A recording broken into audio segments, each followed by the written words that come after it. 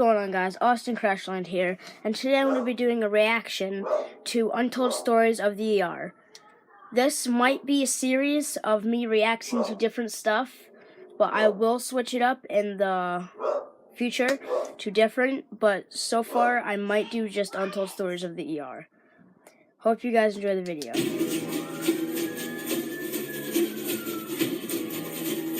Remember, I don't take any credit for this clip. This is just these YouTubers.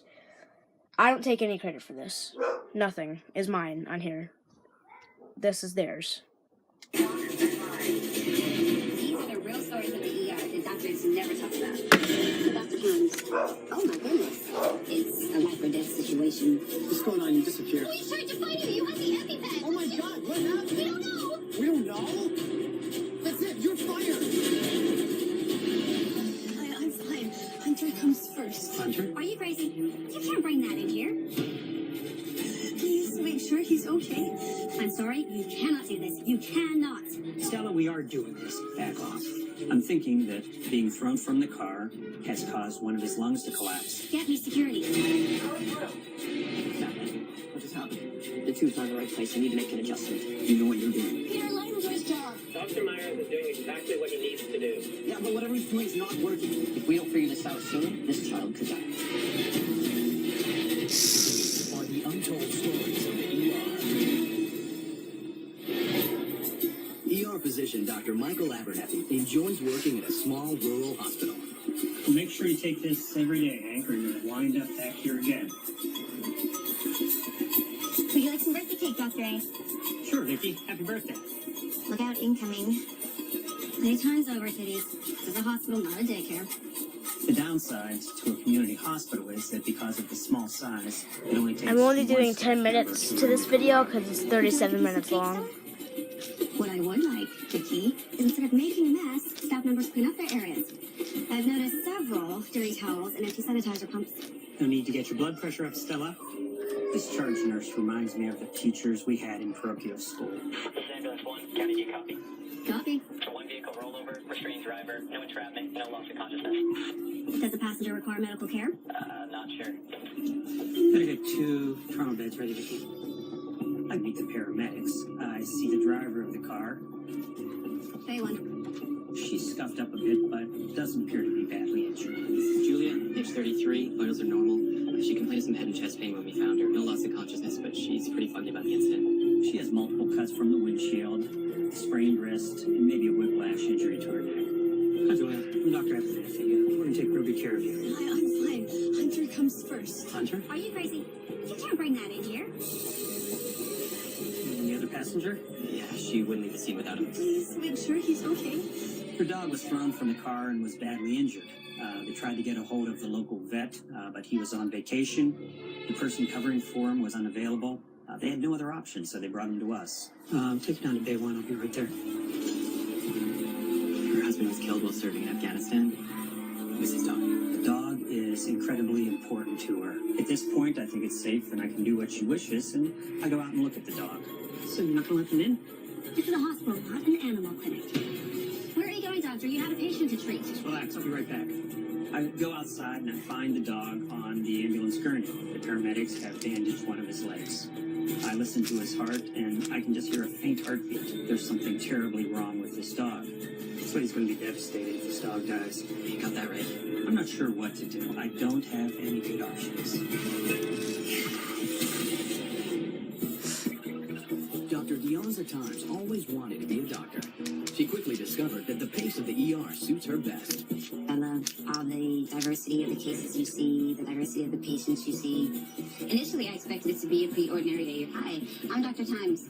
What happened to your lips? Then I met the patient and her husband. I'm allergic to MSG. They don't usually swell up this bad. She's been tasting food all morning, and she must have eaten something with MSG in it. She's a judge in the food festival. So, you have an MSG allergy, and you agreed to taste food at a festival? You like to live on the edge, don't you? Her incompetent assistant's supposed to make sure that nothing with MSG in it crosses her lips. Donald, that's not nice. But it's true. Teresa's a professional chef, and she's about to become famous. Isn't that right, honey? She's gonna have her own TV show. Nice. Can you give her something to bring down the swelling? I think for him, Oh my God, it's keep, pouring out okay, now. we'll give her a pill or two. Uh-oh. And let's get out of here. Well, our first priority is to make sure she's okay. So let me do that. And then Sorry for the we'll take background some- noise. If my mom yells, it's because the Listen to dog your is mom's barking really for no quickly. reason. Do you feel as if you have any swelling in your throat or tongue? No, it's just the lips. I've had it before, like I said, just not this bad. After evaluating her airway, blood pressure, all of those things, I decided to treat her with a dose of steroids as well as diphenhydramine, which is for allergic reactions. I'll write you a prescription for Epi, and I need you to make sure you keep it with you at all times, okay? Okay. EpiPen is a medication where you give yourself a shot when you are having a severe allergic reaction. How soon can we leave? I need her to stay here for a few hours for observation, but after that, if everything looks good, she should be able to go. Okay. Okay? I continue to see patients that were coming into the ER after a while. Well, obviously one of them wasn't informed because she's had a reaction. Marie, you had one job today. To make sure she doesn't need anything with MSG. Now look what's happened. Can Teresa get back to the fair? This is no time for her to be a no-show. I understand. Let me check on her and see how she's doing, and I'll let you know. Excuse me. Hi. Your swelling's really gone down. How are you feeling? I'm good. It's way better. She was doing better. That's great. So I was completely comfortable with them leaving the emergency department. Nice hat. Thank you. Don't encourage her, please. Terry, we talked about this. It's not the image we're going for. That prescription is for an EpiPen. It's for diphenhydramine and a steroid. It's really important you keep the EpiPen with you all times. And no more MSG. Seriously. The allergy you have, it can be dangerous. And it could kill you. Promise. Don't you worry, I'll take good care of her. When the patients left, I figured she would go about sorry. her day and her symptoms would continue to resolve. And I went about my day seeing patients and treating others in the emergency department. Thank you. Thank you. Hi, I'm Dr. Thomas. Oh my goodness. Teresa? I didn't recognize her at first. Her lips were large, her tongue was swollen completely out of her mouth. Oh my God, like what happened to you?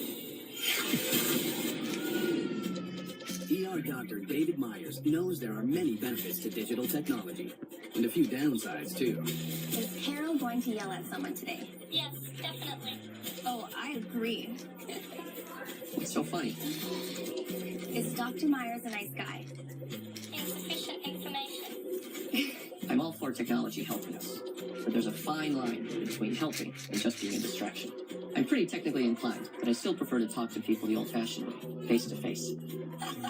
EMS 3290. We're inbound with an 8-year-old male having prolonged seizures. ETA 4 minutes. Let's prep the trauma room. When a sick child comes in, it gets everybody a little wound up, especially a child with seizures. Don't worry, baby. Mama's right here. Focus. Jen, just focus on me. Look at me. Focus. Everybody rushes to get into the room and get ready. His name's Oh, Cameron, no. 8 years old. He's had 2 seizures after choking on a cookie. EMT said they gave a 1 milligram dose of midazolam after the first one, another one after that. Blood sugar's normal, no fever. Poor kid. Hey, Cameron. Can you hear me? I'm Dr. Myers.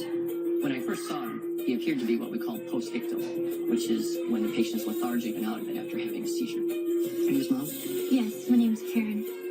Has he ever had a seizure before? No, never. Has he been ill recently? Any fever? No. I'm scared I'm gonna get a copyright because The most common reason for I'm having a thinking seizure if in they children is a didn't febrile blur seizure. their name It's out caused in by a here, high I wouldn't fever. have to blur it out in The high here, but fever causes the brain to sort I of don't short-circuit. know. Temperature is 99. But please don't give me a copyright strike. Not that I'm Please. aware of. But you're not sure. No. So other reasons for having a seizure are bleeding in the brain or perhaps a tumor which will cause pressure on the brain. While I'm examining him, he goes into a grand mal seizure. Let's get a milligram of midazolam. This is the 3rd seizure he's had in a row, and his 3rd dose of anti-seizure medication. Recurrent, unremitting seizures. It is life-threatening, and we have to stop it right away.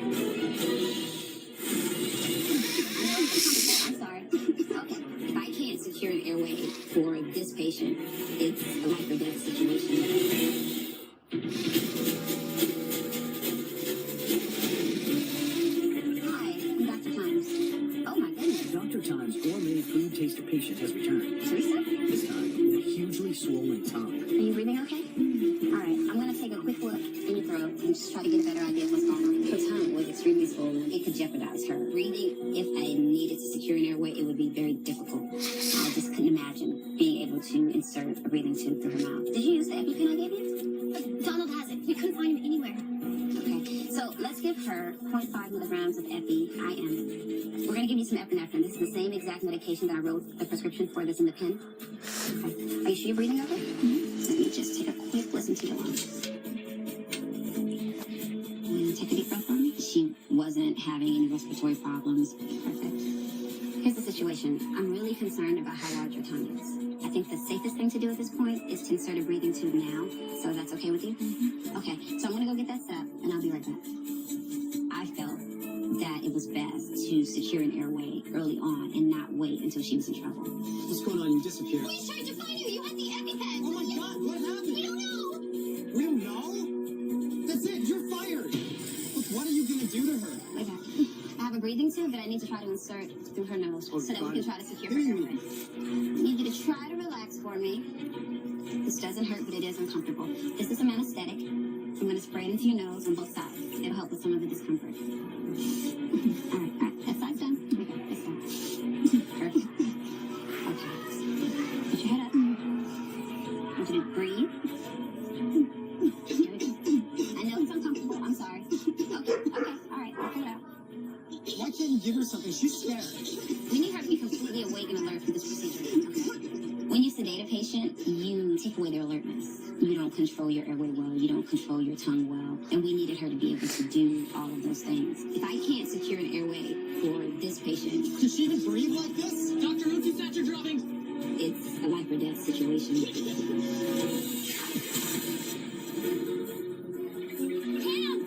Dr. Meyer's young patient has just gone into his third seizure. Let's get a milligram of midazolam. With each of his earlier seizures, we had given him midazolam, which is an anti-seizure medication. We have given him another dose, but it doesn't seem to be working this time. I'll need 15 milligrams per kilogram of phenobarbital. I need you to call the pediatric intensivist at the Children's Hospital. Tell them we've got a kid with status epilepticus. What's status epilepticus? It's a very serious condition where people have continuous seizures. Once we get him stabilized, we'll need to transfer him to the Children's Hospital. But status epilepticus isn't just any seizure. It's life-threatening in a child and requires intensive... Okay, well, I hope you guys enjoyed this video. I'm going to leave it here, but in the next episode, I will be doing the same one, so I'm going to do an episode right after this one. And, I hope you guys enjoyed the video of Untold Stories of the ER, and I'll see you guys in the next video. Bye.